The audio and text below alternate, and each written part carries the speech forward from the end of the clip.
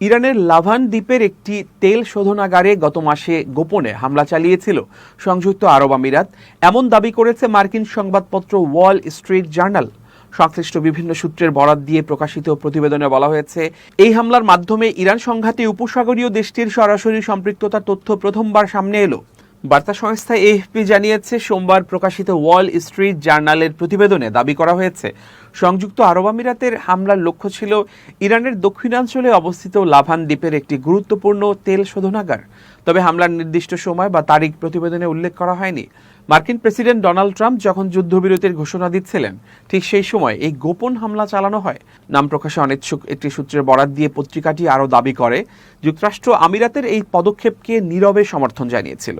পাশাপাশি সংঘাতে অংশ নিতে আগ্রহী অন্য উপসাগরীয় দেশগুলোর প্রতিও ওয়াশিংটনের নীরব সমর্থন ছিল বলে প্রতিবেদনে উল্লেখ করা হয়েছে। তবে ওয়াল স্ট্রিট জার্নালের এই দাবি স্বাধীনভাবে যাচাই করতে পারেনি এএফপি। সংযুক্ত আরব আমিরাত কিংবা যুক্তরাষ্ট্রের পক্ষ থেকেও এ বিষয়ে আনুষ্ঠানিক কোনো মন্তব্য পাওয়া যায়নি। এর আগে ৮ এপ্রিল সকালে ইরানের রাষ্ট্রীয় সম্প্রচার মাধ্যম IRIB জানিয়েছিল, লাভান দ্বীপের তেল স্থাপনায় হামলার কয়েক ঘন্টার মধ্যেই আরব আমিরাত ও কুয়েতে ক্ষেপণাস্ত্র ও ড্রোন হামলা চালানো হয়। ইরানি গণমাধ্যমের ভাষ্য অনুযায়ী স্থানীয় সময় সকাল 10টার দিকে লাভান দ্বীপের স্থাপনাটি একটি কাপুরুষোচিত হামলার শিকার হয়। একই দিনে যুদ্ধবিরতি কার্যকর হওয়ার কয়েক ঘন্টা পর সংযুক্ত আরব আমিরাত দাবি করে, তাদের ভূখণ্ডে ইরানের ছোড়া 17টি ক্ষেপণাস্ত্র ও 35টি ড্রোন আঘাত হেনেছে। কুয়েতের সেনাবাহিনীও জানিয়েছিল, দেশটির বিদ্যুৎ ও পানি শোধন কেন্দ্র এবং তেল স্থাপনাগুলোর ওপর ধারাবাহিক হামলা হচ্ছিল। জ্বালানি তথ্য প্রশাসন বা EIA এর তথ্য অনুযায়ী লাভান দ্বীপের শোধনাগারটি 2020 সাল পর্যন্ত ইরানের 10ম বৃহত্তম তেল শোধনাগার ছিল। প্রতিদিন সেখানে প্রায় 60,000 ব্যারেল অপরিশোধিত তেল প্রক্রিয়াজাত করা হতো।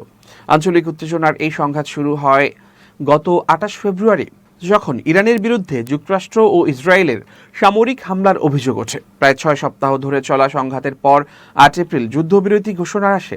তবে সাম্প্রতিক এসব পাল্টাপাল্টি হামলার অভিযোগ সেই যুদ্ধবিরতির স্থায়িত্ব নিয়ে নতুন করে প্রশ্ন তুলেছে। বিশ্লেষকদের মতে, যদি আমিরাতের বিরুদ্ধে ওঠা অভিযোগ সত্য প্রমাণিত হয়, তাহলে মধ্যপ্রাচ্যের ভূরাজনীতিতে এর বড় ধরনের প্রভাব পড়তে পারে। বিশেষ করে উপসাগরীয় দেশগুলোর সরাসরি সামরিক সম্পৃক্ততা অঞ্চল জুড়ে উত্তেজনা আরও বাড়িয়ে দিতে পারে।